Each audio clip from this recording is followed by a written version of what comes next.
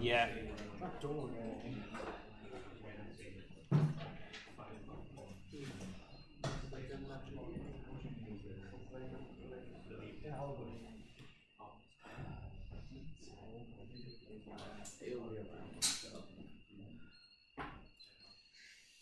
Okay. So in this lecture, I'm going to introduce you. We've kind of seen some of this stuff happening already. But I'm going to be talking about tag helpers and then how we can use those for validation.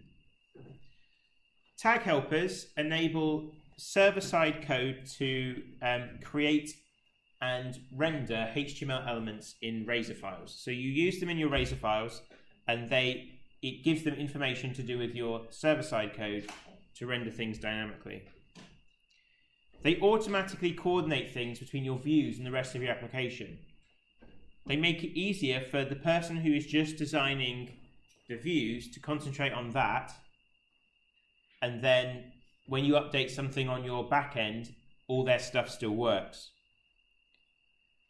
Previously, this is done with HTML helpers, which were C# methods that you used in the in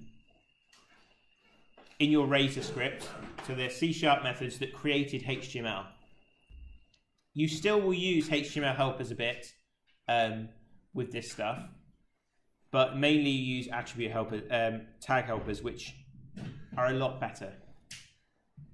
So for example, this could be a login method for an account controller, where we have here, this is our tag helper.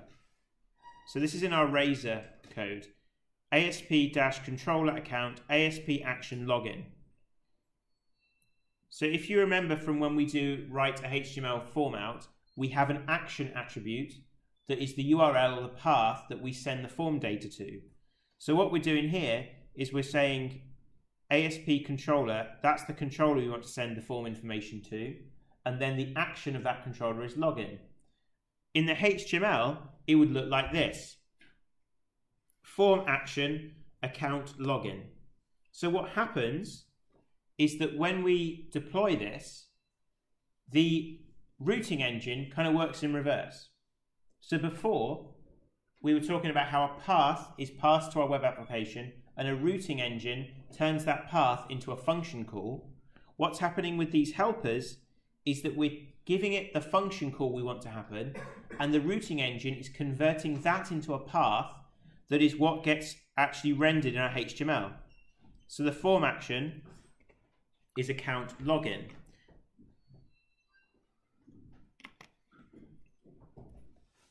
So there's a bunch of resources on tag helpers that you're going to have to look at. You're going to have to, as you use them, look at the documentation and know where to find it. You need to add tag helpers to your project through the NuGet package manager.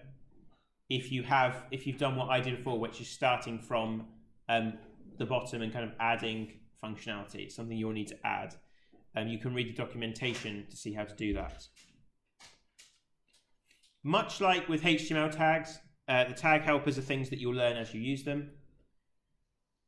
These give you complete control of the HTML generated.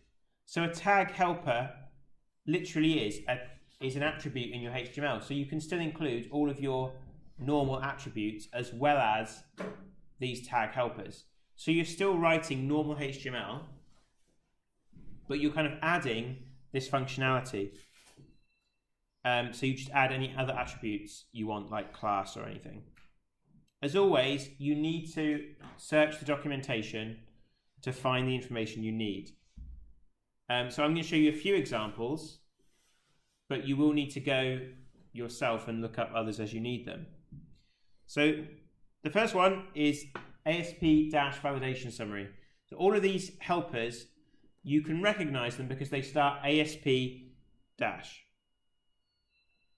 And this is used when your user is creating or editing a model. So for example, we can have a div here that we've just put in here, ASP validation summary. And it looks like it's empty, and we've given it model only, and it looks like it's an empty div. Now what will happen is that helper, when the C# script is run, and when the model gets sent to your server, remember we had that model state object that we said model state is valid? Well, all that information will be sent to this view, and in here, it will generate an unordered list of all the validation messages that were in that model state. So if there are any problems, they would all just get listed in that in this div. So it's a way of automatically displaying error messages. The model only argument here, so we have some customization about how this works. By saying model only, we're telling it we don't want to see like property level errors. So for example, you might have something that is, this isn't a phone number, or this isn't a valid email address. It wouldn't show that here because that's a property level error. So when we say model only, we're looking at things that are an error for the whole model. And that usually happens when you might have several parts of your model that somehow interact with each other, and together they're invalid. So you might say, ask for someone's age and ask for their date of birth, and maybe you'll find, oh, that they don't match, those things don't work out. And then you might have a model level error. So we can add custom errors to the model state. So in our controller, it's pretty easy. So this could be a controller action where we are taking in an album model, and we've got a HTTP post there, which means we're expecting that as a post request, and we can just add use our model state and just add model error is a method there. So we can add a model error that just says this is all wrong, and then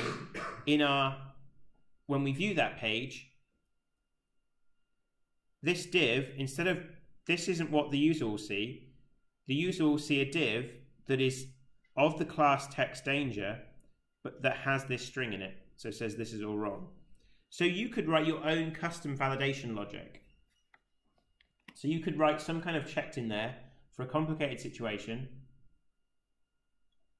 and add like a human readable error message. So that's where it goes and that's where it ends up. The text area tag helper is very much like an input tag helper. So what we do here is, if we can see where it is. So the HTML, here's the razor. So we've put text area ASP-4 description. So we might have a model here. So we've defined this model and we want to create an editor for this model. Well, this ASP-4 is saying this text area is for the description parameter of our model. And it will look at that, and it will look at this description parameter. It'll look at the data attributes that we gave it, and it will generate HTML with all of the information about those, all the information it's got about that parameter. So this is to do with validation. So it's saying that the field description must be a string or array type with a maximum length of, and then it's whatever this is. The label tag helper is similar kind of thing. We say label for email, and maybe we've got this model here that has a property email. And in here, we've used a data attribute to say it's required. It's an email address, and the display name is email address. So sorry, this is the razor down here. So we've got label ASP-4 email, and then the HTML has actually written out the label from here. You see that? So this email address is coming from our model definition. So that is how we can put all our information about our model in our model class, and using the tag helpers, get that information onto the view. And that means you can separate these concerns. You can figure out your model in your models without having to worry about updating your view wherever you happen to be viewing this stuff. Select lists or drop downs are a little bit more involved. So you can imagine a situation where we have some kind of country that we want our user to tell us, pick a country. So usually if you're doing an address, you'll have a drop-down list of countries. Well, that is a string, but actually we only have a certain set of values for countries. We need to tell the user how we want that country to be inputted. Like it would be silly to have just a text box for someone to type in a country name, because there's about 5 ways of some countries that's you're really unsure how to write that. So instead, in this view model, we've added a list, which is a select list item, which is something that the select list helper looks for. So if you read the documentation, it tells you how to do this. So we've added a select list, and we're going down here and we're adding the value and the text that will be displayed for this list in our model. And again, this is a view model, so this is something that we've just made to communicate data to and from our view and our controller. In our razor, we're saying select ASP for country, ASP items model.countries. So here we're saying, right, it's a select list for the parameter country here, and the items are in the parameter countries here.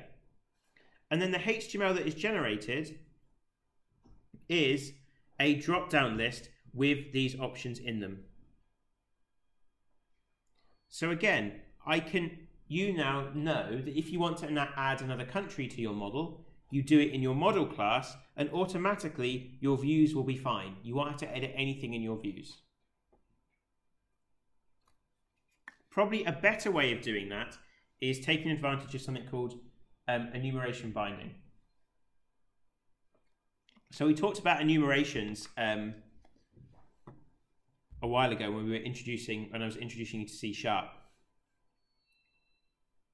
So we could, instead of the way we did it before, we could actually define a country enumeration, where the enumeration is country enumeration. We're giving, and here are a list of countries that we want to be in that list. And here I've used data attributes to actually give it a display name within this. Now in our Razor,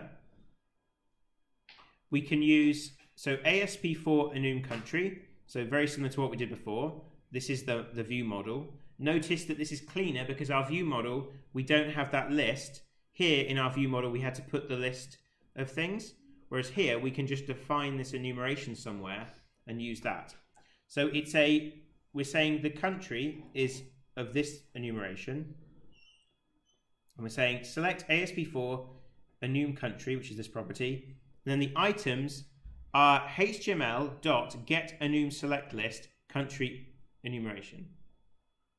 So that's a HTML helper that generates this list, but for this enumeration. So it's enumeration binding. So we've defined this enumeration, and then we've turned it into an item list, which is something our tag helpers can use. And then the HTML that's generated is shown here. And if you look, where we've defined a display name, it's put the display name rather than the actual enumeration name.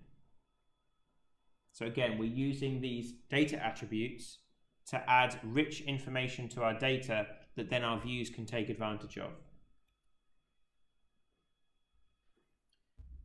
So validation for, so before we saw a validation summary, which looked at all of the validation of the model. We can also now do a validation for and then particular properties in our model. So if we do span ASP validation for email, then the following HTML is created here, where we have a validation field for the class, and then we've got the data validation message for and data validation message replace equals true. So this part here is to do with Ajax. So Ajax will is when you have client-side validation, which is something we'll talk about more towards the end of the lecture, maybe when we talk about JavaScript. But what's important to realize is we can have a validation message for a particular property.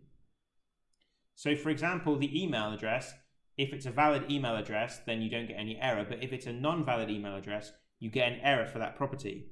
And then what you can do is you can design your form so that when you draw your form,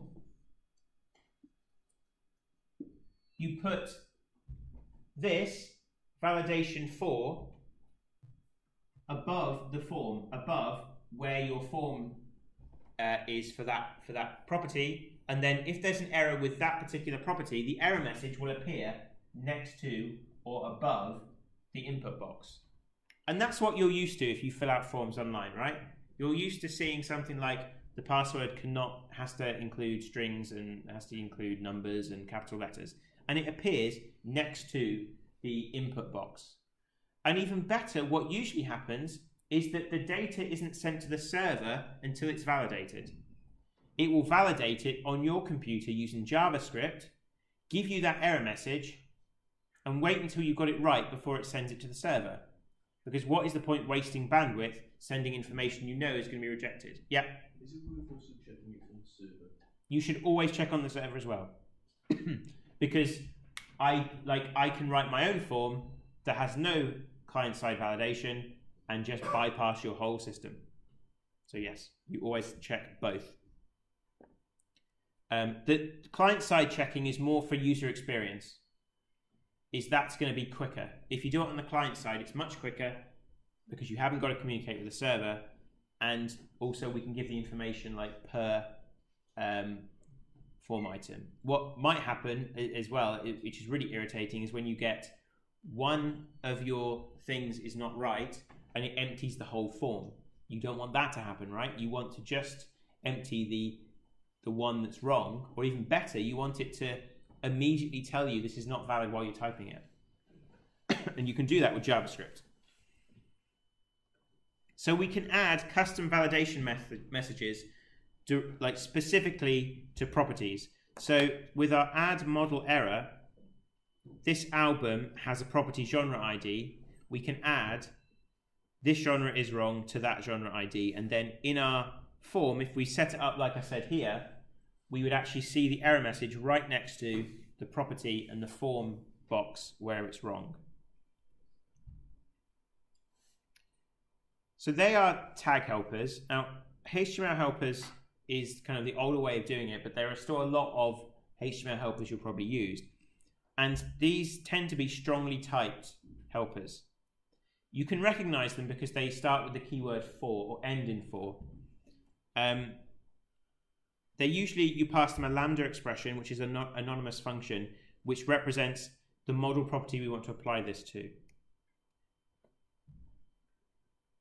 We can only use these in views where we have a model definition, where we've said in that view, you're expecting this model. They have lots of advantages over other kinds of helpers. They have IntelliSense support. They do error checking, and it makes it easier for you to refactor your code and change your models.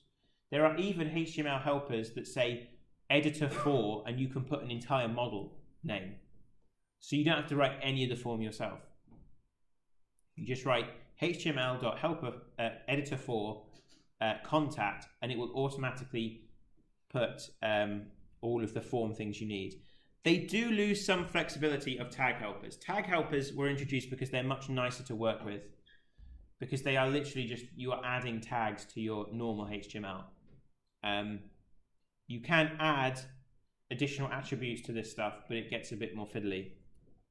So for example, let's say we have a student model here, and I've used the data attribute display to say the display name is name here, the student name. And here I can say I'm in a view where I've defined that the model is going to be student, and I'm using HTML helpers all start with the @HTML dot text box for, and then this is my lambda expression that is saying it's the student name parameter. And then after this, I've got another input to this method, which is where I add custom HTML attributes. So in this case, I've said, right, I want this to be a class form control. The HTML result here is the class form control, which is what I added here. The ID is student name, which is, if you look, that's the name of our property. The name is student name, type text, and then a value is John. So interesting, like I think that is, when you have things like name, it might automatically fill that out. But that's what you will see. And so the editor for is like a templated helper. So it gets really powerful when you start adding lots of data attributes to your model definitions. So for example, some clever things that it might do here is all of these forms, all of these are what are generated just by writing @HTML editor for this model here. So what it's done is it's recognized here the age is an int. So it's decided to have this kind of input where all you can do is input an int. The is newly enrolled is a Boolean, so it's given a checkbox. The student name here, it's used the display name, well, it's slightly different now. It would have used the display name instead of the variable name.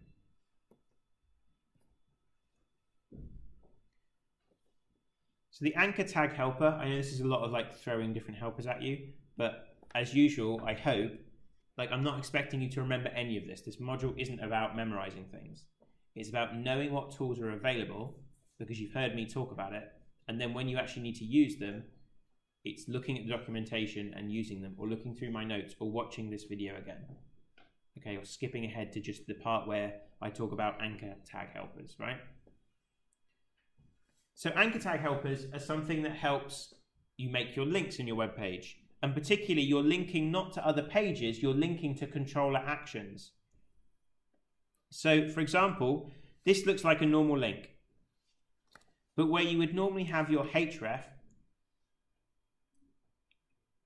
you'd normally have a href and then a path, or a URL and a path. Here, you just say the anchor tag ASP-action, which is another action. And this, what will happen is when we deploy this, the routing engine will look at another action and it will say, right, what is the path that is needed to actually make this action happen?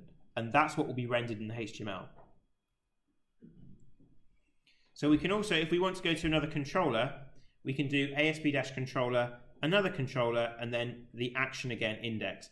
So that would render a link that would go to another controller.index. It also means if you haven't used the default MVC routing, if you've got your own routing templates that you've set up, it will still work because it will go backwards through the routing engine and figure that stuff out. And we can also pass parameters, and this gets really powerful because then you can imagine a situation where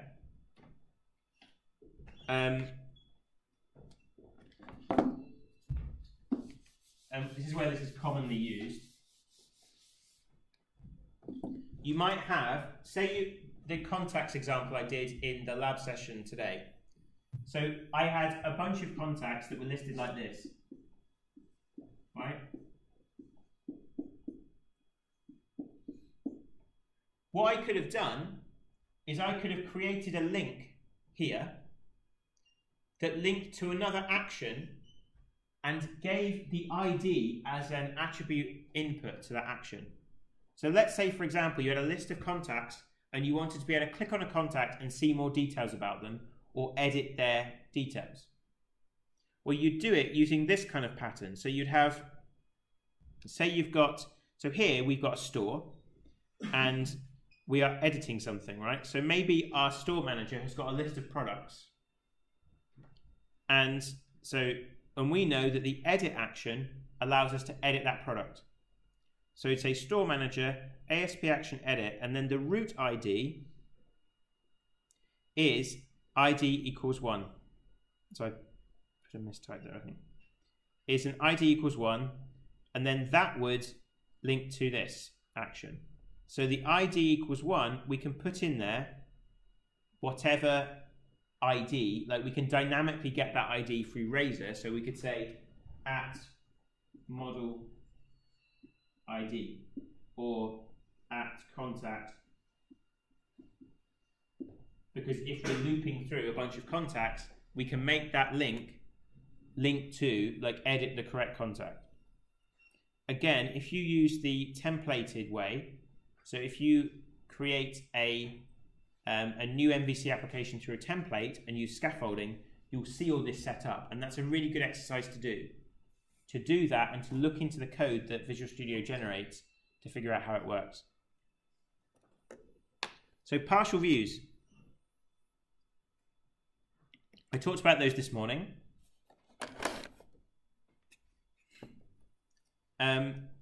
So there is a helper, html.partial, which actually gets a partial view and makes it into a string. So in your Razor, you could actually have partial views in there. And it allows you to make partial views that have like reusable markup that can be rendered in different views. You could also send different models, excuse me, to these partial views. So for example, here, we've got a header bar. So we've got a nav bar. And this is, it doesn't matter what the code is, but here is that partial view. So the nav bar is a partial view. In our layout, we've got at html.partial and then the name of our partial view. And so what that's doing is it's literally taking all this code and inserting it in there. So we don't have to keep writing that out every single view. So we've got a consistent navigation bar that we only have to write once. And we can do some more dynamic stuff with this as well. So that was a quick kind of like explosion of HTML helpers. Now I want to talk about data validation. It's a crucial part of web development and has serious implications for security. So it's something you have to get right. It should happen both on client side and server side. Not validating data is a massive security hole. You should never trust anything your user gives you. Even if you don't think there's any reason anyone would have for attacking your site, they will. Client validation gives instant feedback, as I said earlier. It doesn't waste bandwidth sending invalid data to the server. It's a big part of the user experience. Your application should gracefully recover from validation failures. So that's part of remembering your planning. One of the things is you've considered how your application can gracefully deal with error messages. And you should give users error messages that they are going to understand. And to do that, you need to actually write these yourself. Don't expect Visual Studio to do that. The framework helps you with validation as long as you provide the metadata in your models through data annotations. So here is like a basic class, a model that, let's imagine that we're writing a checkout system for a web application and we've got our model. A user will have to fill in many of those parameters and submit it, and that order will be put in a database that someone somewhere else will look at and say, okay, I know how to make this order. If we use scaffolding, which is something I hinted at the end of the last lecture, which you should go and try and do yourself, we can just, with a few right clicks and creating controllers and views with a wizard, we can create that really quickly, and we'll get something like that. If there's time at the end of the lecture, I will show you how to do that. And it will automatically give you all the basic CRUD functionality. So CRUD is create, read, update, delete. So it will allow you, using a wizard in Visual Studio, you can set a web application up that has all that functionality in it. But Visual Studio, if you don't give it information, knows nothing about your model in terms of actually what it is. It can see a bunch of names. It might figure out that if there's an ID parameter, that's probably the primary key. And there are some conventions you can follow to take advantage of there. But like if we look at this one, it probably doesn't make sense to ask the user to enter an order date, because they could just enter an order date that was a month ago and say, you need to pay me back my postage because I ordered this a month ago. And it's like I was talking about the review example where you might have a moderated Boolean that you don't want that to be set by your user. Or even worse, you could create an order using just the default templates that has a bunch of missing data. It's not going to care. So validation annotations are a way of getting around that, and I've shown you them already. These are in the system component model data annotations namespace. You need to make sure you import that into any model where you want to use them. They provide server-side validation. The framework also supports client-side validation when you've used one of these attributes on a model property. You put the annotations above the parameter that it corresponds to. So, and I'm going to go through the ones that are available, a lot of the default ones. You can also make your own for more complicated situation. So required is exactly what it sounds like. It says that these are required things. And it does both server-side and client-side validation. So if you've used the wizard to create it, this will all just work for you straight away. If you put that required in there, it will know then that these are required. The string length is one that I've shown you before. So string length restricts the length of the string. So that's a maximum there. You can also do a minimum by adding a comma and putting minimum length. You can also stack these, so you can put more than one on a property. Regular expression enforces the shape and content of a string. So some people use that to do email addresses, but look at this horrible error message that shares, right? If you're someone who doesn't know, like, to be honest, even if I saw that, I'd be like, what on earth? Okay, if you typed in an email address that isn't right, you get this error message by default, and that's what Microsoft and Visual Studio think is an OK error message. That is not an OK error message.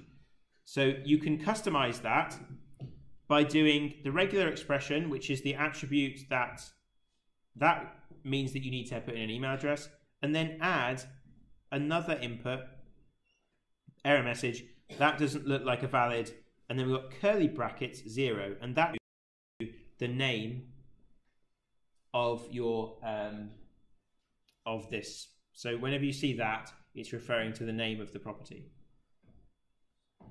So it says that doesn't look like a valid email. It turns out there is actually an annotation, because this is a very common thing, called email address. So which will do all of this already for you. So you can just say email address and that will work. So range restricts a numerical value between a minimum and maximum. The error message for that is a bit better. Compare is really important. So compare, which is here, we say compare and then we give it a name for another property in our model. And what that does is it only validates if those two properties are the same. So in this case, you've all done a thing where you type your email address in twice to confirm that you've given it the right email address, or you type your password in twice. That's how you do that functionality. Not all validation can happen on the client side. Some validation will have to actually do a database query. So for example, if you're signing up as a new user, does that user already exist? So is an email address already on the server? And the way you would do that is by writing some code that returns a JSON. So that's JavaScript object notation, which I'm going to talk about more in a later lecture. Don't worry too much about this, but we've basically made a controller action that is check existing email. So it just takes in an email, and I've then written another function that actually uses a user manager, which is something I'm going to talk about next lecture. To see if an email exists, it'll return true if it exists, false if it doesn't. And then this function returns a JSON that is a Boolean that's either false if the email, so which way around is it going to be? So this is actually not if email exists. So if the email exists, we want the validation to fail. So we need to return false.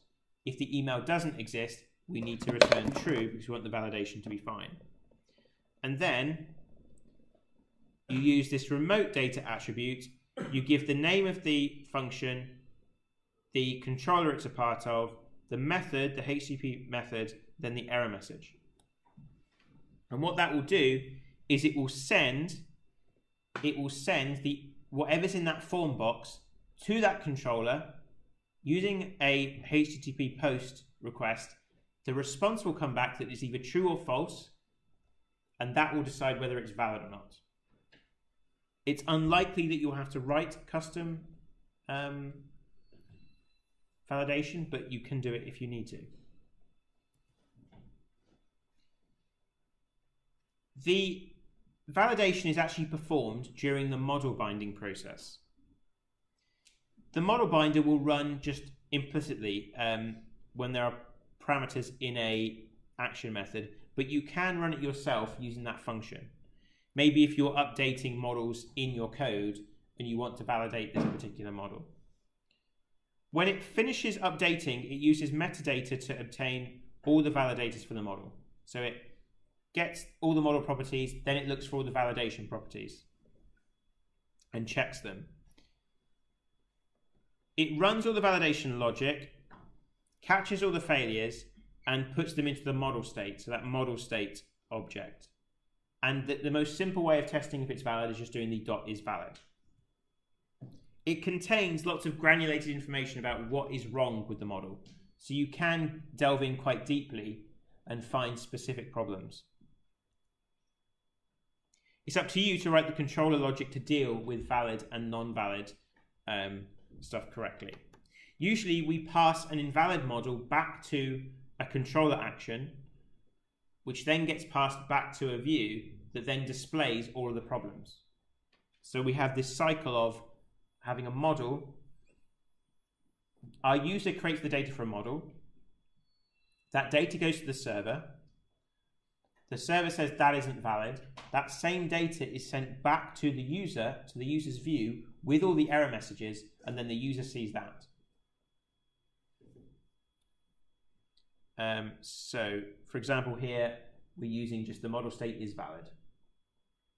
Otherwise, we return the order to the view. So here, look, we are taking in an order parameter.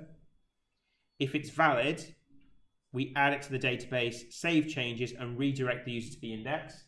Otherwise, we return the same create view with the data the user gave us. So we're sending the data back to the user, and they're going to still be in the create view. They're going to still have the form open, but because that data has been sent to the view, the form will use all of those tag helpers which said validation message for, and it will those will appear for the user. So you can create your own validation attributes, which is done by creating classes which inherit the validation attribute base class. You then override the isValid method. The convention is that you call your class name attribute when name is the name of the attribute. So if you had something called I don't know, fish, it would be fish attribute you would use square bracket fish, which would be how you did that. So for an example, if we have something where we are trying to validate if a movie is a classic movie, we define a class classic movie attribute, which inherits from validation attribute. The iClient model validator means that it will work on the client side as well. So we're saying the classic movie attribute takes in a year in its constructor, which it then saves as a private variable. And then we are overriding the isValid method, which takes the object value. So that's what it's getting from that's what the user is giving, and the validation context. So what we can do is we create a movie class. Don't worry too much about this. This is specific to the problem. But the important thing is we check if it's valid. If it is valid, we return a validation result, get error message, and that gets the error message from the get error message. The get error message gets the error message from the validation attribute. But again, it's unlikely you'll need to do that. So you can also do self-validating models, which are really powerful, which are actually models that have all the validation checks in them themselves. So it's good for like complex validations. So for example, we might have a product model, and we need to inherit the iValidatable object base class to say this is self-validating. We then override, we create a validate method, which returns a list of validation results and takes in the validation context like before. So we might say, if units in order greater than 0 and it's discontinued, that can't be right. Okay, so we've got stuff in stock, or we're ordering something that's discontinued, that can't be right. So we return a new validation result, can't order discontinued products. Or if units are in stock over 100 and units on order is greater than 0, you say, oh, we already have too many of these, don't order it. So that's how you can add some quite like complex validation methods, which will be very specific to a situation, the situation you're in. Yeah.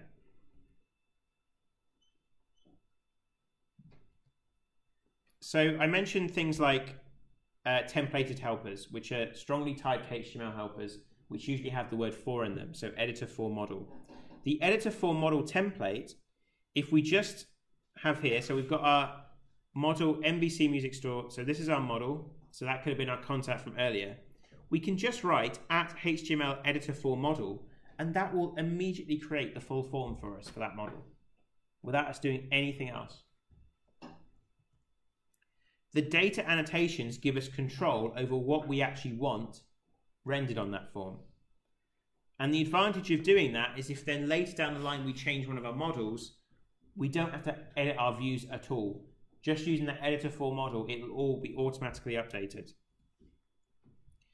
So the display attribute, which I showed earlier, allows you to specify a human readable name. So your property name is first name. You don't really want your user to see that. And then we can also do things like this. So we can set scaffolded columns to false. So order ID isn't something we'd want in the form. So we can set that to false.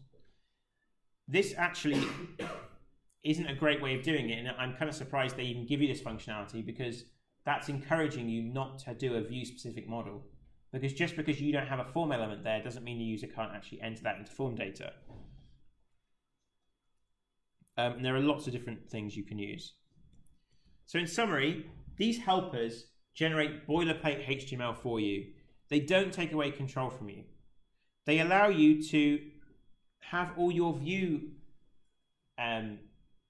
logic and different things in your views, and you can sit in your models and edit things there without having to constantly update your views.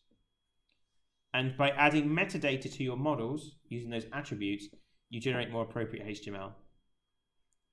The MVC runtime uses model data, model binders, and HTML helpers to perform client and server-side validation. And you can build custom versions of all of these. And that probably felt like a lot today, but just when you start working on this, hopefully this will all come back to the surface. And because this is all recorded, you can use it as and when you want.